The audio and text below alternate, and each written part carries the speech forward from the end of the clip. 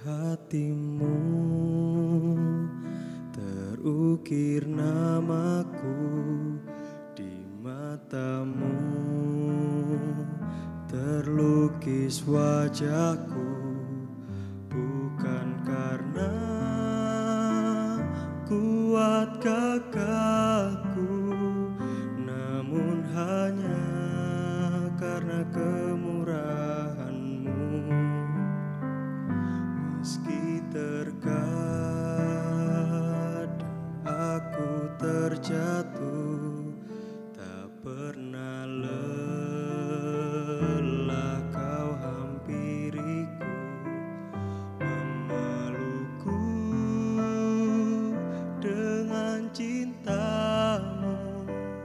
Betapa besar mulia kasih-Mu. Bagi-Mu Tuhan segala pujian, hormat kemuliaan tiada ternilai. Salib-Mu Tuhan, sungguh berharga Engkau Yesus.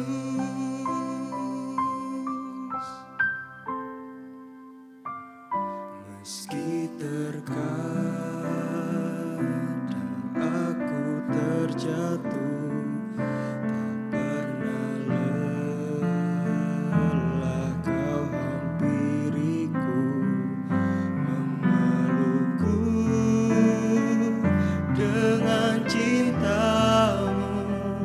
Betapa besar mulia kasih-Mu.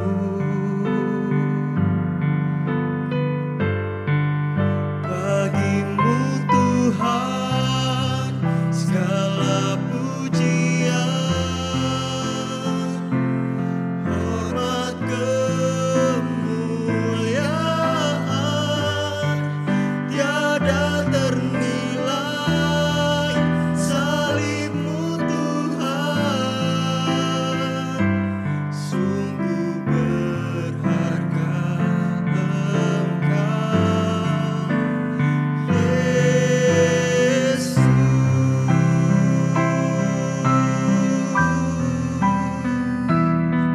Sungguh berharga kasih-Mu, sungguh berharga bagi diriku. Kau selalu memegang Tuhan, Kau selalu memelukku Tuhan. Kau yang menuntun langkahku, Kau yang pimpin jalanku Tuhan. Tiada yang seperti-Mu. Kau Allah yang baik, Allah yang luar biasa. Yesus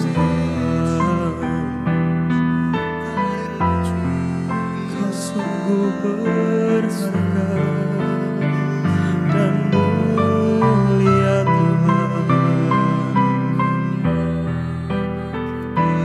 Kasih-Mu sungguh dahsyat. Terima kasih Tuhan. Segala pujian hanya bagi-Mu. Bagi-Mu Tuhan segala pujian, hormat kemuliaan tiada ternilai. 'Mu Tuhan,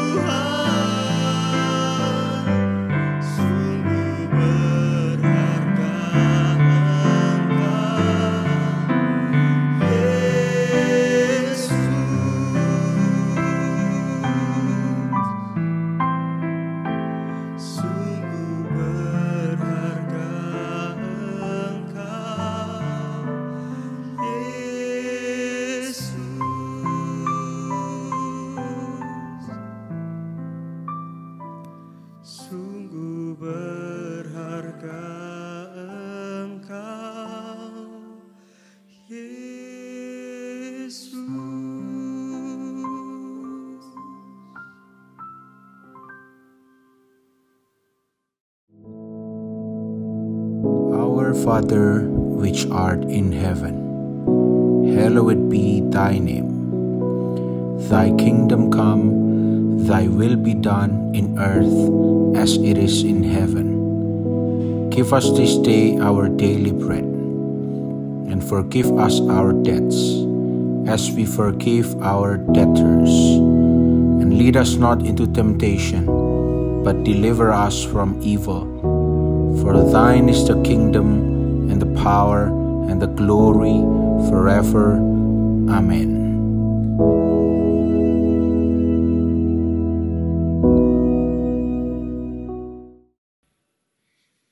Shalom, selamat pagi Jemaat Tuhan dimanapun Anda berada. Mungkin pagi hari ini kebanyakan masih ada di rumah. Oleh karena itu kita akan luangkan waktu kita sejenak. Kita akan merenungkan firman Tuhan sebelum kita memulai aktivitas kita. Sebelum itu sama-sama kita akan berdoa. Kami mengucap syukur Tuhan untuk pagi hari ini. Engkau selalu ada buat kami. Sepanjang malam Engkau memberkati kami dan melindungi kami. Kami mengucap syukur. Dan saat ini kami akan mendengarkan firman-Mu. Biarlah Engkau berbicara ke dalam hati kami. Terima kasih Tuhan. Dalam nama Yesus, haleluya, amin. Puji nama Tuhan. Pagi hari ini kita akan sama-sama merenungkan firman Tuhan. Kita akan belajar firman Tuhan. Dan pagi hari ini saya akan memberikan sebuah tema untuk kita semua. Tema firman Tuhan pada pagi hari ini adalah ingat kasih-Nya. Ya, sama-sama kita akan belajar sebuah topik yang tidak perlu terlalu susah gitu ya. Yang sangat ringan tapi mungkin seringkali terluput dari kegiatan kita sehari-hari gitu ya.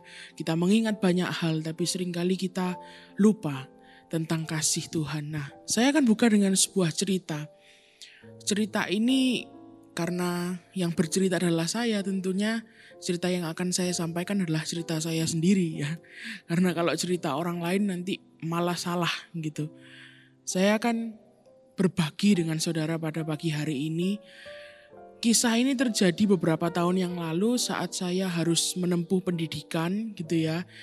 Jauh dari keluarga dan lain sebagainya. Kemudian ada satu momen di mana karena saya ini anak asrama gitu kan ya. Dan berasal dari luar negeri. Saya ini diajak oleh orang lokal yang ada di sana ya, teman-teman saya, teman-teman kuliah saya untuk berkunjung ke rumahnya gitu ya.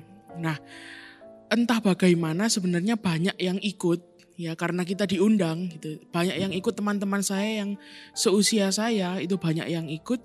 Tetapi 1 jam sebelum kita berangkat tiba-tiba teman-teman saya yang satu sebaya dengan saya membatalkan, tidak jadi ikut gitu ya, karena mereka punya alasan A, B, C dan lain sebagainya. Nah saya tidak punya alasan untuk tidak ikut karena hari itu saya memang tidak ada kegiatan gitu ya.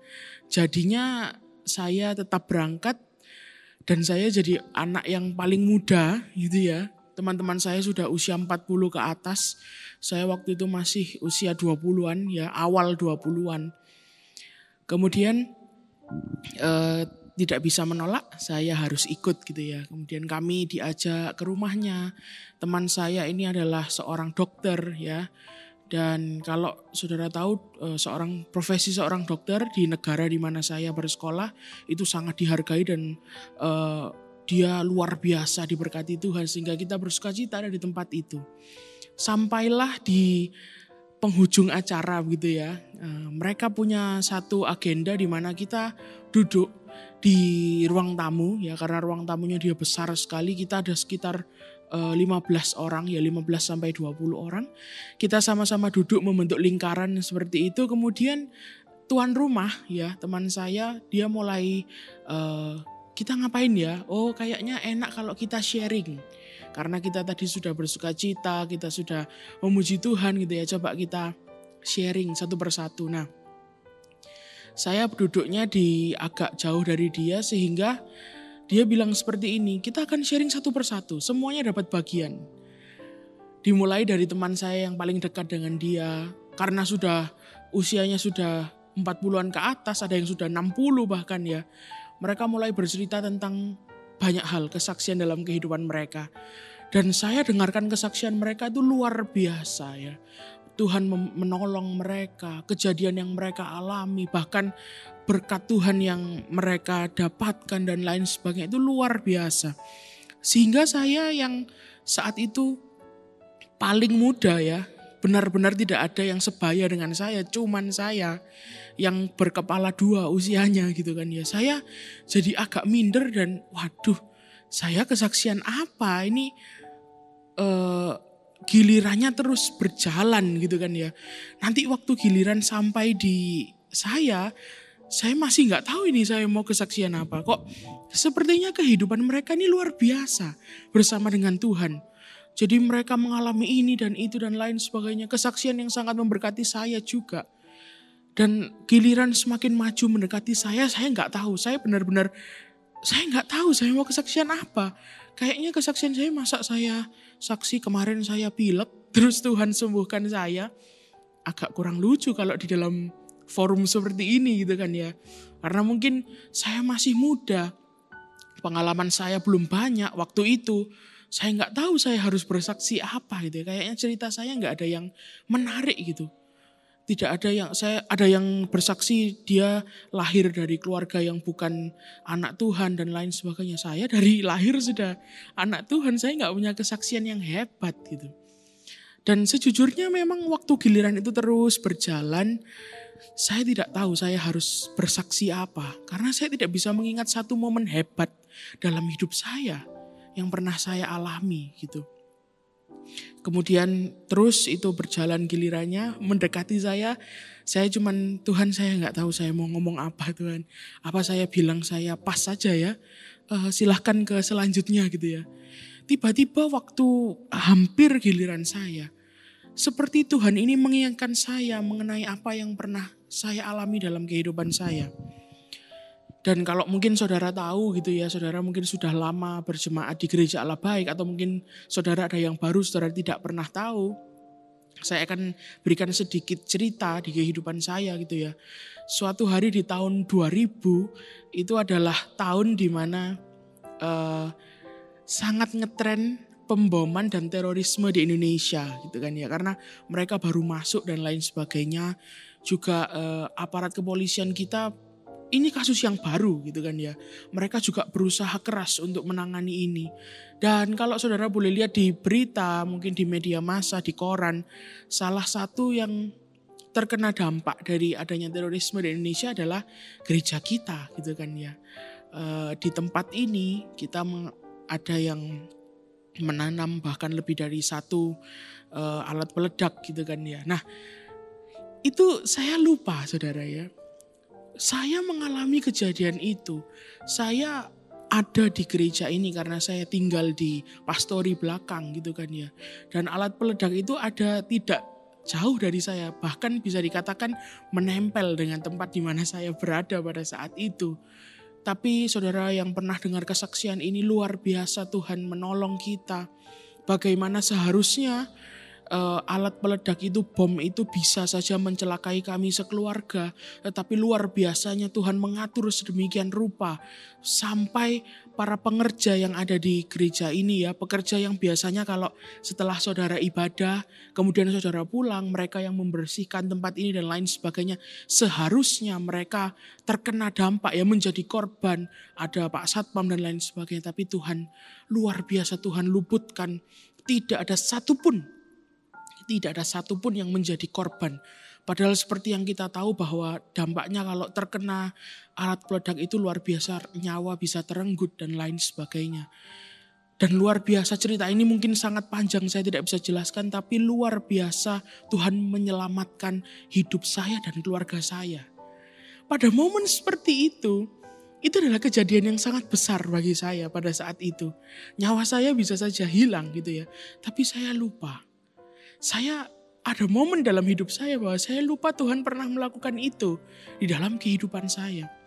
Sampai pada saat yang saya ceritakan tadi, giliran saya untuk menceritakan kebahagiaan Tuhan, saya sampai lupa saya harus cerita apa. Nah, sama seperti seringkali kita gitu ya. Kita seringkali lupa tentang apa yang Tuhan sudah lakukan dalam kehidupan kita. Mungkin detik ini juga kalau saya katakan silahkan saudara mau bersaksi apa. Mungkin saudara akan berpikir apa ya. Kayaknya kok gak ada yang hebat-hebat amat yang terjadi dalam kehidupan saya. Mungkin saudara sama seperti saya. Saudara lupa, bukan dengan sengaja. Tapi memang karena banyak hal yang terjadi dalam kehidupan kita bisa lupa akan kasih dan kebaikan Tuhan. Dan itu bukan sebuah dosa. Sebuah dosa apabila kita lupa dan kita nggak mau mengingat gitu kan ya. Kita sengaja melupakan. Tetapi karena banyak hal terjadi dalam kehidupan kita bisa lupa akan kebaikan Tuhan dan akan kasih Tuhan. Oleh karena itu pagi hari ini sama-sama kita mau merenungkan. Di tengah situasi yang luar biasa, apapun yang terjadi dalam kehidupan saudara, saya mungkin tidak bisa memahami, saya mungkin tidak bisa mengerti, terlalu berat mungkin bagi saudara. Kita mau belajar untuk mengingat kasih dan kebaikan yang sudah Tuhan lakukan dalam kehidupan kita. Seperti kita akan lihat di dalam firman Tuhan ya, sebuah kisah yang tidak asing bagi kita. Kalau saudara baca di Keluaran pasal yang ke-14 sampai yang ke-16, kita bisa melihat bagaimana perubahan emosi dari bangsa Israel yang pada saat itu mereka keluar dari Mesir, mereka akan ke tanah perjanjian gitu kan ya. Mereka tahu loh kalau mereka tuh disertai Tuhan. Tetapi karena manusia memang seperti itu, manusia bisa berubah. Pasal 14 di situ diceritakan bagaimana mereka bersuka cita karena mereka melihat dan mengalami sendiri mujizat Tuhan. Mereka memuji Tuhan. Kita akan coba buka Keluaran pasal 14 ayat yang ke-31. Saudara tahu ceritanya saat Musa mengangkat tongkat dan Laut Merah itu terbelah bagi mereka. Itu ya. Dikatakan di sana, ketika mereka sudah melihat mujizat Tuhan, mereka mengalami sendiri, mereka berkata, ketika dilihat oleh orang Israel betapa besarnya perbuatan yang dilakukan Tuhan terhadap orang Mesir, maka takutlah bangsa itu kepada Tuhan dan mereka percaya kepada Tuhan dan kepada Musa hambanya itu. Mereka di sini takut yang dikatakan adalah hormat gitu ya. Mereka amazed, mereka takjub akan perbuatan Tuhan, bagaimana Tuhan melepaskan mereka dari cengkraman musuh. Mereka memuji Tuhan, bahkan mereka percaya kepada Tuhan dan juga kepada hambanya yang pada saat itu adalah Musa. Ini pasal 14. Hanya berjarak 2 pasal. Kemudian di pasal yang ke-16, coba kita lihat pasal 16, ayat yang kedua, masih di Keluaran ya. Keluaran pasal 16 ayat yang kedua. Di sana dikatakan, saudara tahu kisah ini. Saat mereka melanjutkan perjalanan di padang gurun, ini cerita mereka. Di padang gurun itu bersungut-sungutlah segenap jemaah Israel kepada Musa dan Harun. Ayat 3. Dan berkata kepada mereka, kalau kami mati, tadinya di tanah Mesir oleh tangan Tuhan ketika kami duduk menghadapi kuali berisi daging dan makan roti sampai kenyang. Sebab kamu membawa kami keluar ke padang gurun ini untuk membunuh seluruh jemaah ini dengan kelaparan. Saudara, di pasal yang ke-14, bangsa Israel ini baru saja mengalami mujizat yang bahkan kita mungkin ya susah mengalami hal itu di hari-hari yang seperti ini gitu ya. Karena kita tidak lagi bertransportasi dengan kaki kita gitu kan ya, ada pesawat dan lain, ada kapal dan lain sebagainya.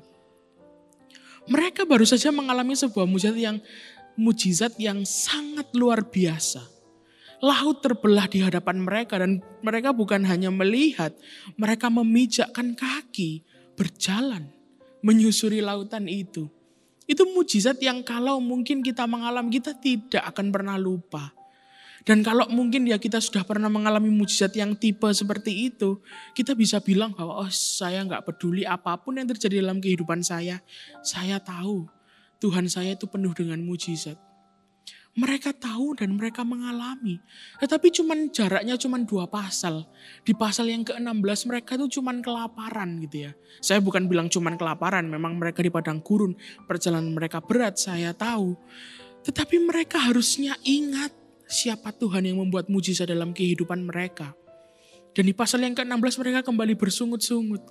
Mereka malah bilang bahwa ngapain kita dibebaskan, mending kita ditahan, mending kita ditawan jadi budak, tapi kita bisa makan roti dan daging. Wow, itu pemikiran yang sangat, kalau hari ini kita baca firman Tuhan lagi ya, kita lihat ini kenapa bangsa Israel ini. Tapi tahukah kita gitu kan ya, bahwa seringkali atau mungkin kadang kali gitu kan ya, kita juga melakukan hal tersebut. Kita pernah ditolong Tuhan luar biasa. Kita pernah takjub akan mujizat Tuhan. Sampai kita cuma bisa mengangkat tangan dan berkata, oh Tuhan, ini cuma Engkau yang bisa buat. Tetapi mungkin jarak 2 pasal dalam kehidupan kita seperti bangsa Israel ini. Di dalam buku kehidupan kita, cerita kita, mungkin hanya jaraknya 2 chapter gitu ya, 2 bab. Ada sesuatu yang terjadi dalam kehidupan kita kembali bersungut-sungut. Kita kembali mengeluh. Mungkin kita gak berani mengeluh kepada Tuhan gitu ya. Kita cuma mengeluh aja lah kepada keadaan. Sama saja saudara. Saat kita mengeluh apapun alasannya itu, kita sedang meragukan Tuhan. Kita sedang bertanya-tanya kepada Tuhan kenapa ini dan itu terjadi dan lain sebagainya. Saat kita membaca kisah bangsa Israel, kita boleh tertawa, kita boleh geleng-geleng kepala. Tetapi kita coba bercermin. Apakah kita pernah seperti itu? Saat Tuhan sudah menolong kita, tetapi sesuatu yang dahsyat terjadi dalam kehidupan kita, yang menekan kita dan lain sebagainya, kita menjadi lemah. Kita menjadi lupa akan kebaikan Tuhan. Dan di firman Tuhan jelas dikatakan, jelas dituliskan, bagaimana Tuhan itu ingin kita selalu mengingat kebaikan Tuhan. Dia tidak ingin kita lupa. Karena sesungguhnya itu bukan untuk dia, sesungguhnya itu untuk kita. Sama-sama kita akan belajar. Kita akan buka di Yosua pasal yang keempat, mulai ayat yang pertama. Yosua pasal 4 ayat yang pertama dikatakan, setelah seluruh bangsa itu selesai menyeberangi sungai Yordan, berfirmanlah Tuhan kepada Yosua demikian. Pilihlah dari bangsa itu 12 orang, seorang dari tiap-tiap suku, dan perintahkanlah kepada mereka demikian. Angkatlah 12 batu dari sini, dari tengah-tengah sungai Yordan ini, dari tempat berjejak kaki para imam itu, bawalah semuanya itu ke seberang, dan letakkanlah di tempat kamu akan bermalam nanti malam.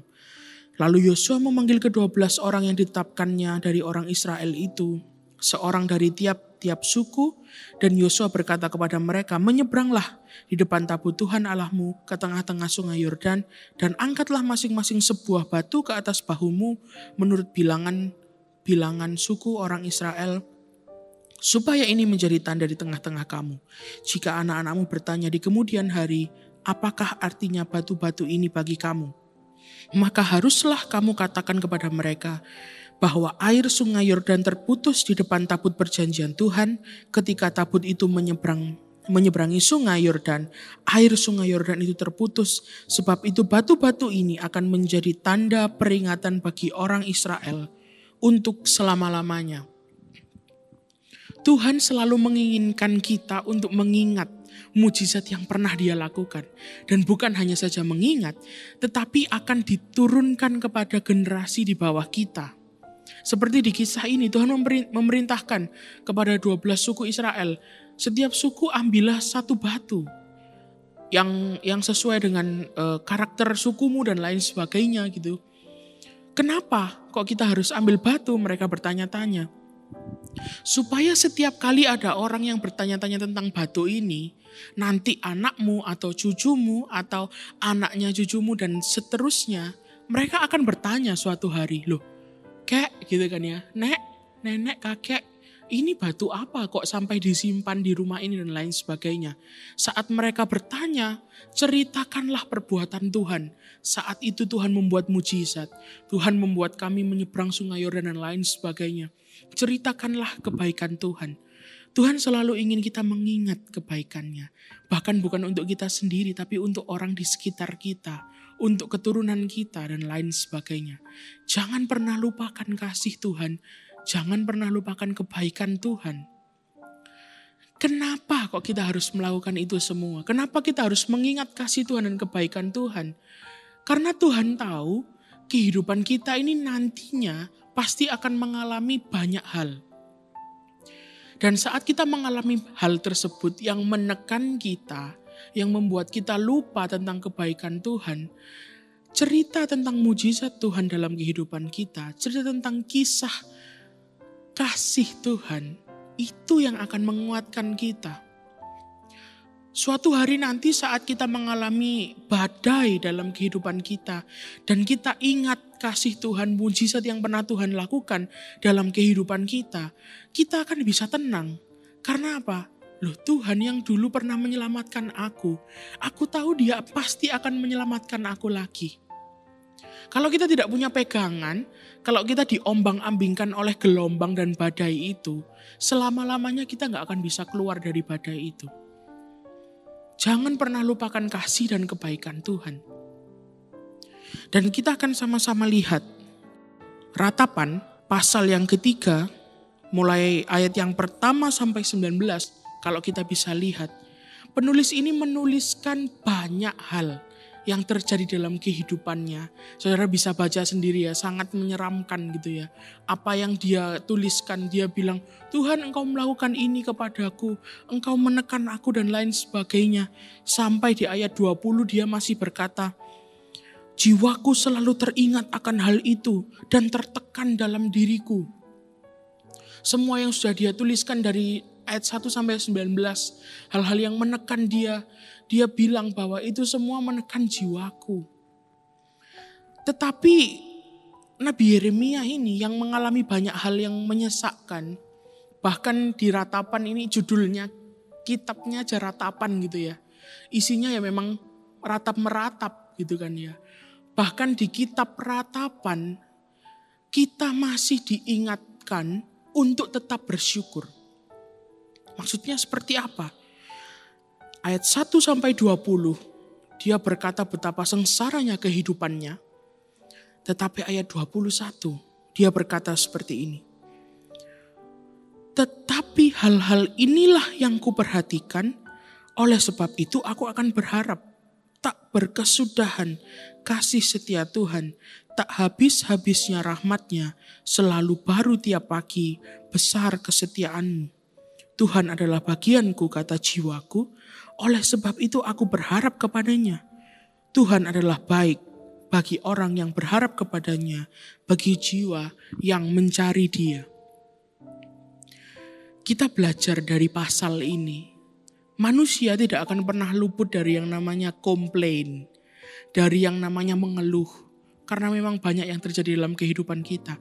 Jangan pernah merasa berdosa. Kalau saudara ada 1-2 hari dalam kehidupan saudara, saudara merasa sangat down, saudara merasa sangat tertekan, stres, dan lain sebagainya. Itu bukan dosa. Tetapi akan menjadi dosa kalau kita tidak melakukan ayat yang selanjutnya gitu kan ya. Di ayat yang ke-21, orang yang menuliskan kesengsaraan hidupnya ini, dia sadar satu hal. Aku boleh sengsara. Aku boleh mengalami banyak hal dalam kehidupanku. Tetapi inilah hal-hal yang akan kuingat, dia katakan. Inilah hal-hal yang akan kuperhatikan. Kata tetapi itu menunjukkan sebuah pilihan dalam kehidupan kita. Saat dia sudah menyebutkan berapa banyak kesengsaraan yang dia alami, dia selipkan kata tetapi dalam kisah hidupnya. Tetapi aku memilih untuk memperhatikan bukan yang sudah disebutkan tadi di atas gitu kan ya. Tetapi aku memilih untuk mengingat kasih Tuhan. Tiada berkesudahan kasihnya dalam kehidupanku. Mengingat kasih Tuhan, ucapan syukur dalam kehidupan kita itu tidak datang secara otomatis. Itu adalah pilihan hidup kita. Hari ini, pagi hari ini, Kalau mungkin saudara mengalami banyak hal dalam kehidupan saudara, jangan lupa selipkan kata tetapi dalam kehidupan saudara. Jangan lupa selipkan tetapi aku mau mengingat kebaikan Tuhan. Aku tahu banyak yang terjadi, tapi aku memilih untuk mengingat kasih Tuhan. Pagi hari ini yang kita terima, pagi hari ini yang kita dengar, bukanlah sebuah teologi yang rumit, saudara. Pagi-pagi baru bangun tidak perlu sesuatu yang rumit. Cukup hari ini dedikasikan waktu, hari dan jam saudara untuk mengingat kasih Tuhan. Karena itu yang akan menjadi pegangan dalam kehidupan kita. Mengucap syukur pagi hari ini Tuhan mengingatkan kita bahwa Dia masih baik, Dia sudah baik, dan Dia akan baik dalam kehidupan kita. Sama-sama kita akan berdoa. Kami mengucap syukur Tuhan, pagi hari ini Engkau mengingatkan kami bahwa Engkau adalah Allah yang penuh kasih dalam kehidupan kami. Dan ajarkan kami untuk tidak pernah melepaskan kasih-Mu dan tidak pernah melupakan kasih-Mu dalam kehidupan kami. Kami ingin terus mengingatnya. Kami ingin sebarkan ke sekeliling kami bahwa Engkau Allah yang baik dan penuh dengan mujizat. Sehingga nanti saat badai datang, saat masalah datang, kami tidak akan galau, kami tidak akan kebingungan karena kami tahu Engkau Allah yang akan menyelesaikannya bagi kami. Terima kasih Tuhan, kami mengucap syukur untuk pagi hari ini, kami mengucap syukur untuk kesehatan kami serahkan hari ini ke dalam tangan-Mu, dalam nama Yesus, haleluya, amin.